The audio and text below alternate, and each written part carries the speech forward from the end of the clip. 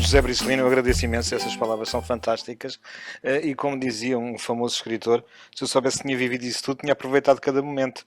Isso é extraordinário. Cansou-me de ouvir, acho que devíamos fazer um resumozinho pequenino, porque não interessa muito esse tipo de apresentação. Eu sou só quem sou e vou tentar falar-vos aqui de algumas coisas. Queria cumprimentar-vos a todos, a professora Lidice, que eu não sei dizer como diz a Vanessa. A Vanessa diz de uma maneira tão bonita, Lidice, assim uma coisa que soa tão bem, porque a ela pouco ou nada da atenção quando mandava e-mails. Eu estava sempre a tentar responder-lhe à altura, mas não consegui, porque estou numa ressaca extraordinária, porque acabo de apanhar a segunda dose do Covid, aquela vacina, e tem sido... Olha, não conhecia o meu corpo ao ponto em que ele está a reagir. E peço imensa desculpa se alguma coisa falhar, a culpa não será minha. À Vanessa, eu adorei a apresentação, eu sou de História e, portanto, esse entusiasmo agarrado às coisas que se contam traz à história muito encantamento. E vou-lhe dar uma prenda, se não se importa, a todos, mas à Vanessa em particular. Pode ser? Vanessa, pode ser? Não se importa? Então, com licença, vou ter que fazer aqui um exercício.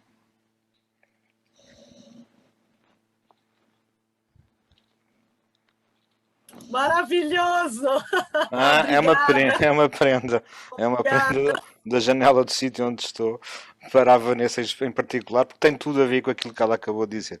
Eu estava a pensar aqui várias coisas enquanto ela estava a falar, que eu fiz um esforço para colocar o tema do que vou falar dentro do que é religião, arte e literatura, quando depois percebi que não havia esforço nenhum e que a coisa casava com a maior das facilidades.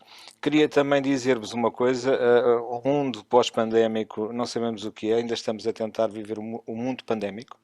Portanto, estamos longe ainda de saber o que é o mundo pós-pandémico e provavelmente este tipo de situação que nós estamos a viver hoje, assim, conversando através de uma máquina e de um efeito eletrónico fantástico, não vai acabar tão cedo e se calhar vai ganhar outros contornos e outros caminhos.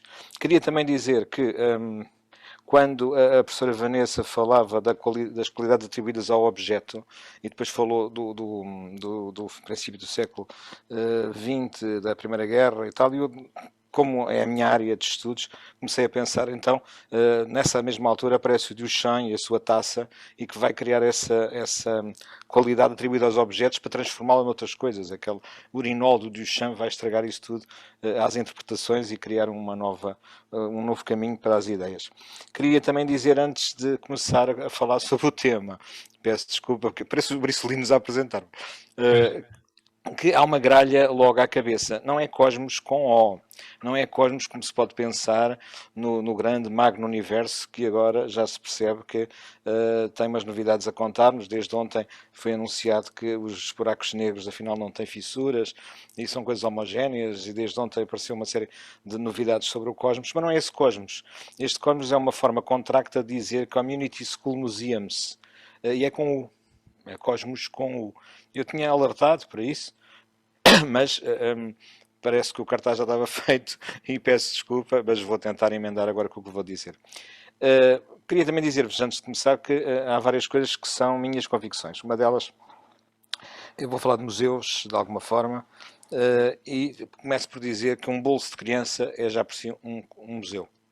O bolso de uma criança tem aquilo que o museu tem na sua essência, que é a capacidade de recolher, colher e guardar, colecionando coisas para depois se fazer delas algum utilitarismo, alguma utilidade. Depois queria dizer-vos também que o museu, e tal como nós o concebemos neste projeto Cosmos, se afasta um pouco da história. A história vive dos factos e dos artefactos, o museu também, mas aqui este museu tem muito a ver com o imaterial, tem muito mais a ver, sei lá, com aquilo que se pode comparar com o religioso, que é acreditar no que não há, que não é palpável, e que nos chega até nós como um imperativo categórico, como coisa que nós sentimos e nem sequer às vezes precisamos justificar muito. E o museu, neste sentido, um museu do imaginário e da magética, aparece aqui como um museu colado, casado entre a memória, e a memória é a síntese por vezes subjetiva do humano, e a educação. A educação como alicerce e como catapulta do que podemos ser e do que podemos fundamentalmente recusar. Aqui é uma ideia que eu fui buscar um bocadinho às palavras da Hannah Arendt, quando fala de educação em memória, e à própria memória, e que a memória do que podemos recusar é mais importante ainda do que a memória do que podemos ser ou rememorar só em momentos que precisamos de alguma coisa para ir buscar ao passado uma resposta.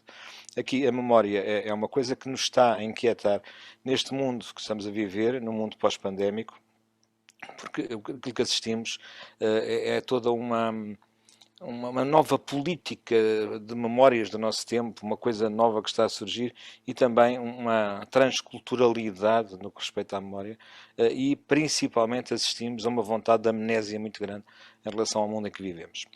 O projeto Cosmos, Community School Museums, realiza presentemente um encontro. É um encontro internacional que reúne a escola, a comunidade, a diversidade e tem dois lugares essenciais onde está instalado, Almada e Lisboa, e neste momento abre as portas para dia 25, 26 e 27 de novembro, portanto, amanhã, depois e sábado, termos aqui um encontro de grande amplitude. Tem muita gente envolvida, muitas crianças, muitos jovens, muitos professores, muitas escolas. A nossa faculdade, a Universidade Lusófona, também está presente, é uma das pessoas que suporta este projeto e que está envolvida nisso, e um alto patrocinador deste projeto é a Rede Erasmus, a Rede Erasmus Plus, a Rede Erasmus Mais, que está connosco desde a primeira hora. É um processo de desenvolvimento e de disseminação que se inscreve num prestigiado património museológico constituído fundamentalmente em 6 escolas europeias. E já vos explico que património museológico importante é esse. Essas 6 escolas europeias são da Turquia, da Itália, da Grécia, da Roménia, da Polónia e a nossa Portugal. Eu tive o grande gosto de andar por estes sítios, alguns deles de uma forma assustadora, posso dizer-vos, porque quando cheguei à Roménia tinha cartazes em todo lado, chegou à zona vermelha da Europa, a pior situação do Covid é aqui, e depois atravessei para a Áustria e a Áustria estava a fechar com muito mais casos do que a Roménia. Mas enfim, é a vida que temos. Acresce a tudo isto um cosmos digital, e é aí que também eu gostava de tentar explicar-vos mais ou menos o que é. E este projeto está ciente do potencial existente na escola, na comunidade, na diversidade, onde se unem vontades de forma a inspirar os valores culturais, patrimoniais, uma dimensão europeia de cidadania e de inclusão. Os aderentes são escolas, instituições, pessoas individuais que acolhem, valorizam e reconhecem a diversidade cultural e constituem-se todos como um cosmos, com o, na esperança de contribuírem para um mundo mais justo, sustentável e digno. Providencia-se neste espírito que um desígnio, vamos lá dizer assim, que este desígnio seja acolhido pelas entidades parceiras fundadoras do projeto e pelas instituições estratégicas. E então nós estamos com um grande orgulho a dizer que em Portugal vamos fazer esses 3 dias ao lado de quem? Da Unesco, do ICOM, da Associação Portuguesa de Museologia, do OEI, que são ligações aos países ibéricos da América Latina, à Câmara Municipal de Almada, à Faculdade de Ciências e Tecnologia, à Universidade de Lusófona, e alguns de nós que, por sermos mais ou menos polivalentes, fazemos coisas na FLUL e fazemos coisas na Lusófona, fazemos coisas no Piaget, e fazemos essa ponte de escolas entre as duas coisas. Temos como base de trabalho, fundamentalmente, o património proveniente de países não europeus, também, que analisamos. Porquê? Porque em locais como Almada, onde há a presença de mais de 100 países diferentes a viverem na cidade, nós temos um conjunto vastíssimo de migrantes, peço desculpa, vastíssimo de migrantes que nos trazem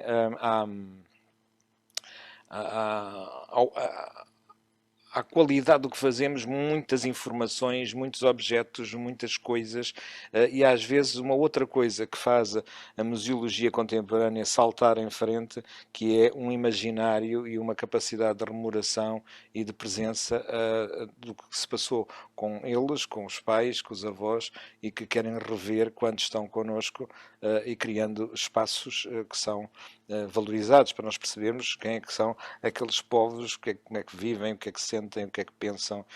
Isso tudo é, no fundo, a relação do que é cultural.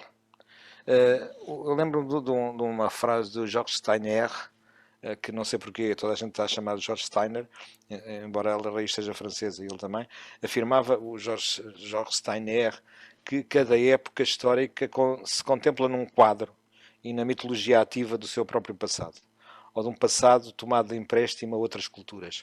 E, no fundo, os museus vêm mostrar isso mesmo, que são centros mais ou menos abertos e não fechados como no passado, em que temos que mostrar o passado e tomando empréstimo a outras culturas e percebendo que há uma emergência de uma nova cultura. Antigamente nós falámos do multicultural, hoje já percebemos que se recuarmos e olharmos para o mundo à nossa volta e olharmos para todos estes pontinhos que cada um de nós constitui neste mundo extraordinariamente vasto, somos isso, somos um multicultural por essência, todos somos parte desse multicultural.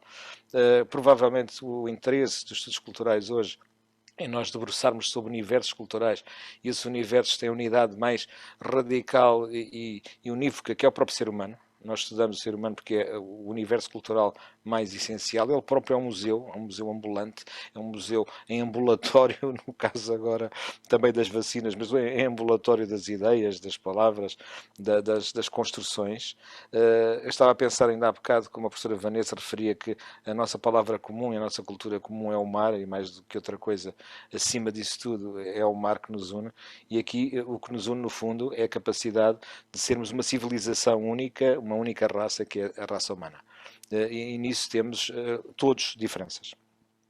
Ao contrário, se calhar, do que estudava antigamente, que havia diferenças por grupos e tentávamos uniformizar, hoje somos todos seres individualizados e diferentes e em cada uma dessas unidades é que estará, de alguma forma, aquilo que será a perseguição de uma verdade para a interpretação do tempo contemporâneo e não é nosso contemporâneo, e não há de maneira nenhuma aqui nenhuma verdade que possa se tornar absoluta, porque o ser humano não é absoluto e, portanto, é sempre interrogável. E é nesse sentido que construímos os novos museus, não como quatro paredes, não como coisas fechadas, e recorremos também a uma coisa fabulosa, que é a capacidade técnica que está ao nosso alcance e que podemos criar registros imagéticos em que o museu tradicional se fecha de forma a não poder ir mais longe. Quero dizer com isto que nós temos muitos... conhecem aquelas coisas, os QRs, aquelas coisas que nos restaurantes já nos dão para nós passarmos com o telemóvel e sabermos qual é que é o nosso menu, em vez de estarmos a ler uma carta em papel impresso? Pois, neste momento, por exemplo, em Almada, no chão, há coisas dessas, nós chegamos com o telemóvel e vemos naquele sítio o que é que se passou, naquele sítio quem é que viveu, naquele sítio que história é que decorreu, ou que pessoas ali viveram, ou que acontece que ali, por exemplo, houve presença judaica e nós conseguimos ver no bairro em que essa presença ocorreu com mais força, o que é que se passou lá, bastante passar o nosso telemóvel e vendo virtualmente uma série de coisas, com alguma tridimensionalização possível. Não é que os nossos telemóveis ainda permitam muitas coisas como essas, mas permitem algumas. E então, nós procuramos esse tipo de verdade e presenciamos a emergência de gerações sem memória cultivada também, quando tentamos fazer coisas para a memória dessas gerações. E encontramos muita gente, nos migrantes das novas gerações, das pessoas que andam a fugir e que preferem não contar o que viram nem o seu passado, e não contar sequer à geração seguinte, vai crescendo sem saber o que é que se passou na origem para os refugiados chegar ao nosso país e outras histórias humanas com imenso valor. Vemos coisas que são exemplos acabados de memória cultivada, sem memória cultivada.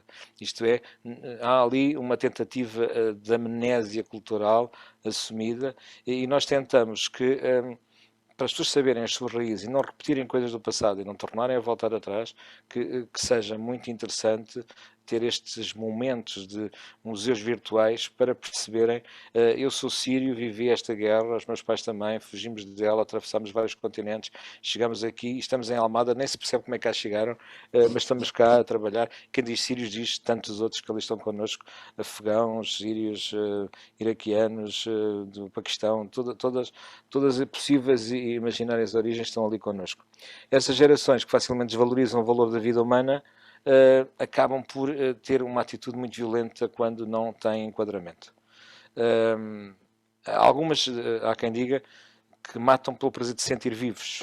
E, portanto, a primeira vez que eu ouvi falar numa cultura da violência e cultura da morte de uma forma organizada e com alguma expressão científica foi há 25 anos, salvo erro, numa encíclica papal do João Paulo II, em que a partir daí a Academia pegou naquele texto e resolveu pensar o que era uma cultura da morte. E essa cultura da morte está muito presente nestas novas gerações sem memória, uma memória muito relativa, uma memória não preenchida, uma memória ainda cheia de interrogações e de brechas e lacunas, porque não percebem o que é que se passou aos seus pais, só sabem que estão feridos por aquilo que a vida lhes trouxe e que acabam por ser pessoas com comportamentos de violência muito grande. Mas essa cultura da violência aparece em quase tudo, e nós, se fizermos agora, qualquer um de nós neste momento, uma passagem para as televisões todas, os canais de televisão que os cabos nos permitem ter até a exaustão, veremos autópsias, perseguições, violações, mortes, tiroteios, e isso tudo é a base, no fundo, desta cultura que está emergindo e que nós tentamos contrariar, enquadrando, pensando, refletindo com as escolas, com as novas gerações, num museu, que no fundo será um museu muito ligado à memória e à educação, mais do que outra coisa qualquer. A cultura, como vocês sabem, melhor do que eu, com certeza, foi sempre entendida como o repositório-chave dos valores culturais, mais do que outra coisa qualquer, mas também das significações. E é aí nas significações que estes museus podem ter uma presença enorme. Um museu, segundo alguém já definiu também, é um lugar possível na educação não formal, porque é o lugar possível na educação não formal pela experiência. E quando o museu é aberto para a experiência, quando está ao nível, à disposição dos seus utentes, torna-se uma coisa extremamente viva, ativa e com muito interesse. Eu costumo também falar, quando falo destas coisas, estou a tentar resumir, porque normalmente falo muito e demais, que estamos presente aqui, temos presente os desafios de uma coisa que modernamente, contemporaneamente, nós chamamos a miticulturalidade. A miticulturalidade tenta fazer, é um neologismo, obviamente, o mito cultural que hoje nós usamos, e referimos-nos a quê? Referimos à interpretação da cultura nas suas vertentes múltiplas, as multiculturais, é o M, do mito cultural. Depois temos a parte da integração, a interculturalidade e depois a culturalidade propriamente dita. O interculturalismo, o multiculturalismo e a integração das duas coisas numa massa própria e comum. E é uma interpretação da cultura como outra qualquer, nas suas vertentes múltiplas, em interação, em presença, e falta-nos o T do MIT, que é o transcultural. O transcultural é fundamental num país de recessão como o nosso, num país que está aberto a tantos migrantes e que abre a porta e que recebe e que vai tentando apreender linguagem, géneros, se quisermos, embora a palavra género se use em cultura de várias formas, géneros culturais que coabitam, que se influenciam mutuamente, mas essencialmente quando se pesquisa sobre o mesmo tema são realizadas em diferentes culturas, procurando entender padrões e características em universos culturais específicos e estudados de uma forma comparativa. Quando nós conseguimos perceber como é que o outro vive e o trazemos para casa e vivemos bem com ele nas suas diferenças, então estamos a estar com o outro e a ser com o outro e a ser no outro. E só somos alguma coisa no outro. É um bocado a mesma base com que nós entendemos a interpretação religiosa. Só somos com o outro e o ato do dinâmico, do solitário, do sozinho, do unívoco, daquele que vive numa ilha isolada de toda a gente, não tem sentido, porque só tendo o espelho e o espelho de si próprio e o outro para lhe dizer alguma coisa, é que as suas ideias podem ser valorizadas, valoradas e até transformadas em ideias de dois, em vez de ser uma ideia de um que podia ser genial, mas que ninguém sabe porque não havia partilha. Há outro neologismo também que se vai afirmando, mas esse com uma dinâmica singular muitíssimo mais forte, que é o neologismo do local. O local é aquilo que interage com a presença da dimensão local na produção de uma cultura global. E nós estamos a fazer museus fundamentalmente para essa compreensão, no fundo, da cultura local das duas coisas. Estes museus, que, como digo, nestes países todos já funcionam, às vezes são salas de elementos vivos que só funcionam durante um espaço de tempo. Nós convidamos toda a gente de uma aldeia a trazer um objeto da sua casa que seja significativo na sua história de vida, na sua memória de vida e na sua vida, e que são coisas até distintas. E a pessoa de repente chega-nos lá, essa sala vai ficando lá como um elemento vivo de museu, cada pessoa é um museu, como eu disse no início, e traz-nos alguma coisa para analisar, e nós que somos espectadores desse museu, visitantes desse museu, somos aqueles que recebemos aquela pessoa para sabermos quem ela é, estamos a interagir com ela e vemos elementos ativos dessas culturas que elas trazem como raiz, na sua matriz mais dinâmica, a chegar a nós servindo a objetivos de conhecimento, de cultura, de reconhecimento, etc. E pode vir de mais diversas formas, porque a cultura tem essa capacidade de aceitar todas as formas e fórmulas com que os seres humanos se traduzem. Então aparece numa receita de bolos que há 100 anos alguém já conhece e que não se sabe a origem, aparece num chile, aparece numa guitarra, aparece num papel, aparece num texto escrito, aparece num tipo de letra cursiva que já ninguém usa, mas que de repente é muito interessante de analisar, aparece em sons, aparece em canções, aparece de todas as formas, e nós tentamos fazer com isso a construção de um formato pedagógico que sirva, no fundo, às exigências dos tempos em que vivemos, que é um tempo marcado por convulsões da natureza mais diversa e de grandes choques culturais, que precisa de uma definição qualquer, e nessa redefinição consideramos identitária, ou identidade, ou etnicidade, ou de transfiguração do que parecia imutável, que seja uma coisa de avanço e comunhão e de prática de proximidade, e pouco mais do que isso, porque no fundo o pouco mais do que isso é tudo o que nós nos interessa como espaço cultural negativo para aquilo que será a nossa vontade de progredir. O ser humano é ele próprio um espaço, ele próprio um espaço cultural, é nesse sentido que nós o vemos nesta análise mito-cultural, é nesse sentido também que estamos a tentar que os museus virtuais sejam uma forma de world making, de construir um mundo, que é um bocadinho aquela ideia, hoje modernizada e vista com outros olhos, aquela ideia estranha da Terceira República Francesa, de criar um cidadão ou de coisa parecida, mas aqui com uma outra simbólica e uma outra forma identitária que seja traduzível realmente não para um mundo melhor, porque o mundo é extraordinário, o que temos, mas para um ser humano melhor para este mundo extraordinário que temos. E, portanto, aí tentar enquadrar uma civilização que já de si anda perdida e menos enquadrada, embora não haja nisto paternalismo ou outra coisa qualquer. Os museus também criaram no passado esse tipo de erros, os museus casas fechadas, esse tipo de erros eram museus muito marcados pelo colonialismo, muito marcados por uma linguagem muito específica, e hoje aquela palavra que se discute muito de descobrimento, para nós é o descobrimento do ser humano, que dentro do museu se vai expressando. Eu posso mostrar-vos uma coisa que acho com alguma piada a mostrar, que podia dar, ou duas coisas podiam dar exemplo do museu quando nós o construímos, sem mais nada. Convidamos as pessoas a levar uma coisa e nós levamos. Isto está aqui, não sei se alguma vez viram. Tem um feitio estranho. Não sei se sabem o que é. A professora Vanessa ainda está por aí, se estiver. Ela é de História, talvez saiba. Tem a ver com o mar e tem a ver com o que ela disse. Professora Vanessa, sabe o que é isto? Não. Não? Isto é a forma original com que os nossos navegadores da expansão faziam uma coisa chamada biscoito, que é aquilo que comiam com a substituição do pão. Em vez de pão, faziam uma coisa chamada biscoito, nestas formas exatamente. Esta é uma forma original. Por exemplo, eu levei para uma sessão dos museus virtuais este objeto e isto, que também conseguem ver. São os óculos com mais de 100 anos e que viram muita coisa que eu gostava de ter visto na época em que eles viveram.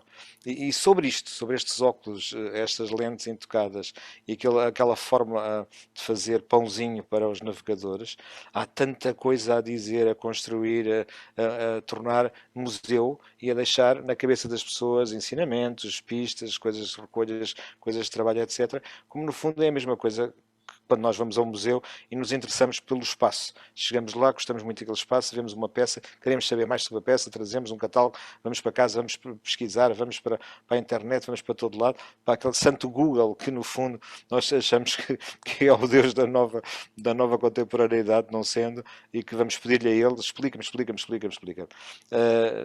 Há uma coisa que temos que ver, é que o espaço físico e o espaço virtual não são autónomos e são interdependentes. E é nesse sentido que nós entendemos esse tipo de coisa e nessa perspectiva exigem esses espaços o que neles pode ser de mais humano. E é, no fundo, essa a linha, se quiserem, ideológica, se tão é também um termo já muito queimado, desta interpretação e que a mitocultura nos traz para tentar contemplar uma educação emocional mais do que uma educação formal e concludente, porque esta educação emocional faz parte dos seres humanos, das pessoas, faz parte do religar, tornar religioso, se quiserem, um ser humano que anda cada vez mais partido. Vejam ontem o exemplo dos alemães a destruir o bairro Alto aqui em Lisboa. Vieram para um jogo de futebol, para uma festa, para uma animação, e foram 4 presos e não sei quantos estão feridos, e não sei quantos feriram outros, etc.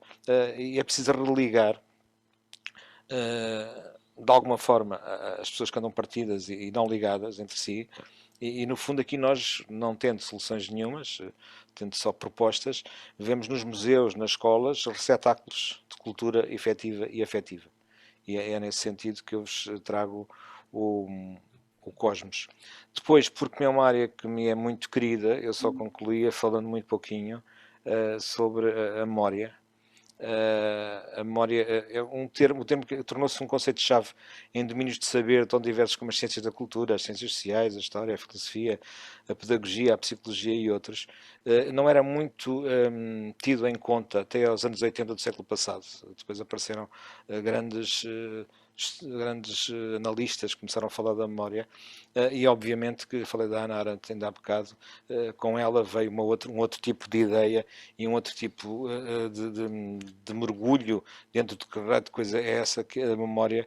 Quando ela começou a analisar os efeitos da Segunda Guerra Mundial, a memória que ficou nas pessoas e sobretudo a amnésia que ficou nas pessoas.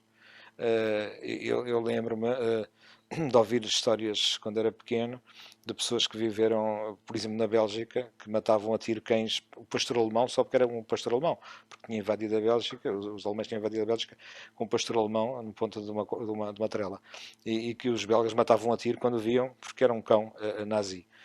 Hoje não se fala de certas coisas na nossa Europa, não se conta aos filhos determinado tipo de coisas, encerra-se muitas vezes determinado tipo de zonas que podiam ter um efeito museológico da aprendizagem e faz com que nós estejamos todos a retroceder em certo tipo de coisas porque não percebemos o horror que elas são. E quando eu digo nós, incluo-me, porque estou a viver este mundo e, portanto, eu tenho a sofrer na pele a mesma coisa. Registramos então aqui que a memória é desde logo um construto discursivo, é assim uma coisa, faz mal à língua, principalmente com os efeitos daqui do Covid, da injeção. Este construto discursivo, a construção do que é a oralidade, do que é do discurso, do que é a materialização de uma oralidade depois fixada e para ler, para se poder repetir ad nauseam, que se constitui de um modo distinto em diferentes contextos. Ressalve-se como também tem ocupado um lugar elevado nos órgãos de comunicação, e a memória nos órgãos de comunicação social, dita social, é sempre uma presença muito controversa. Depois Aqui, que possas concluir quando puderes, já estamos mesmo no fim do tempo do não, mas programa. eu sou tão bom que estava na última linha quando estavas a dizer Sim, isso. categoria. A memória é para nós um conceito-chave, e este projeto Cosmos, a tentativa de criar educação em memória de mão dada num espaço novo de museologia destinado aos mais novos e que depois será para os seus pais, avós, para toda a gente, porque é feito realmente com toda a gente.